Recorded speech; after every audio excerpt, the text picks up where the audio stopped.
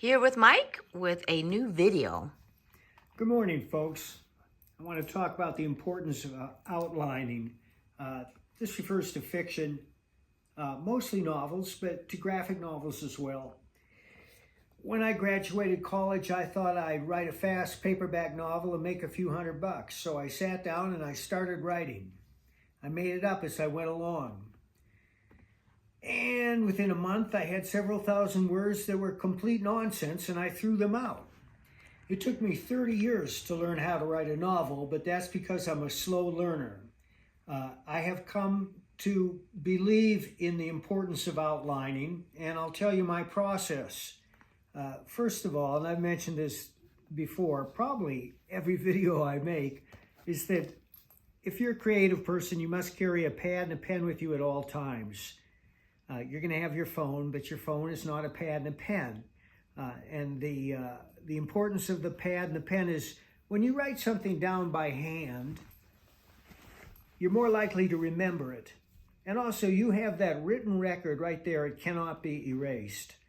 When I get an idea for a story, and inspiration can come from anywhere, I start by writing down anything and everything that might be related to the story, including names, situations, historical events, or inventions.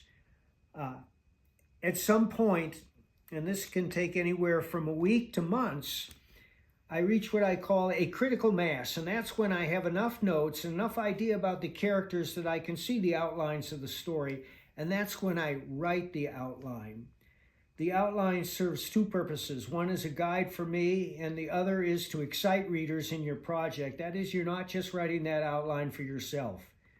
You're writing it for others. You want to be able to hand that outline to anybody and have them read it, and then throw it down and say, wow, where's the story? I got to read that. One of the things that I wrote down in my notepad were modern drug names. And the reason I do this is because they all sound like alien terms, and I've used them in my Nexus comic. Here's 4 drugs whose names I wrote down recently.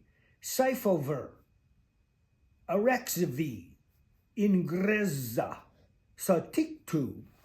Well, I understand that the president's going to pass a law forbidding drug companies from using X, Y, Z, or Q in any of their drug names, and the drug companies are taking a huge hit about that. Once you have your outline, you begin writing the story, whether it's a graphic novel or a novel, and invariably you will veer away from that outline as you write for a couple of reasons. One is, if you create a character that's fully fleshed out and in whom you believe and whom readers find appealing or at least interesting, at some point that character is going to turn around and tell you what he's going to do next.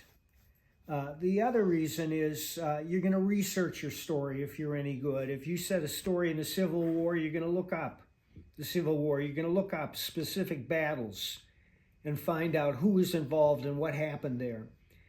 And that information is going to affect the direction of your story. You should embrace it.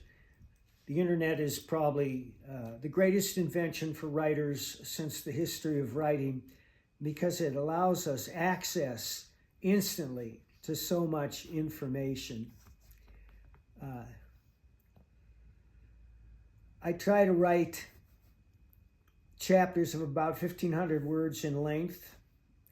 Sometimes they go long. I'm writing faster than I ever have before in my life because I enjoy writing more every day. There are a handful of authors who write without outlines. They just sit down and wing it. Elmore Leonard was one of them. Elmore Leonard is one of the most famous pulp writers in history. He wrote so many great stories. And one of them became Justified, the TV series starring Timothy Olyphant.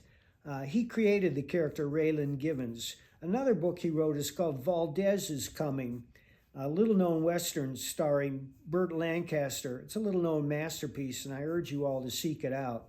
My friend Pete Brandvold, the Western writer, writes without an outline. Pete also has a work ethic you cannot match. He writes 3,000 words before noon, come hell or high water, 7 days a year, 7 days a week, unless he's on the road. One of the things about Pete's books is that most Western novels involve vengeance in some form, and vengeance has a predetermined curve, as we all know. We all love revenge stories. He's less reliant on an outline than somebody who's writing a story that lies outside the box.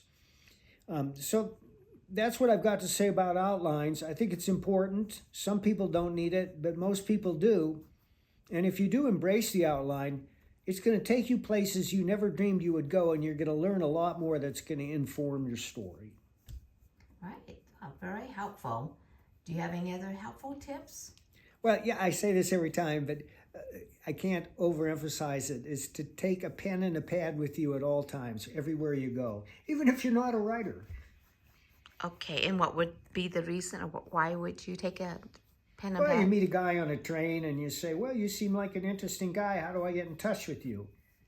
And they start to spit out some names or numbers, and you say, here, write it down in this pad. I do this all the time. I was just in Denver for Rocky Mountain Con, and I met a bunch of interesting people, and I asked them to write down their names and email information for me, and now I have them in the notepad. Okay, great tips. Any upcoming projects that we may want to know about? We are funding Sherlock Holmes meets Captain Nemo, aka Leviathan. Go to baroncomics.com and look at the video. It'll blow your mind. It's the greatest work of Richard Bonk's career, and that's really saying something. It's a steampunk explosion. You're going to love it. I just went through the whole script. I'm confident that it falls solidly within the Holmes canon. It sounds like Holmes. It sounds like Conan Doyle. It's got some surprise characters that will thrill you and delight you. I can't name them here. I want them to be discovered as you read the book. All I can say is you get the book, you won't regret it. And how long is that crowdfunding going to run? When does it end? We have at least a month to go. We're funding on Fund My Comic, Indiegogo, and Kickstarter. Right. Leviathan.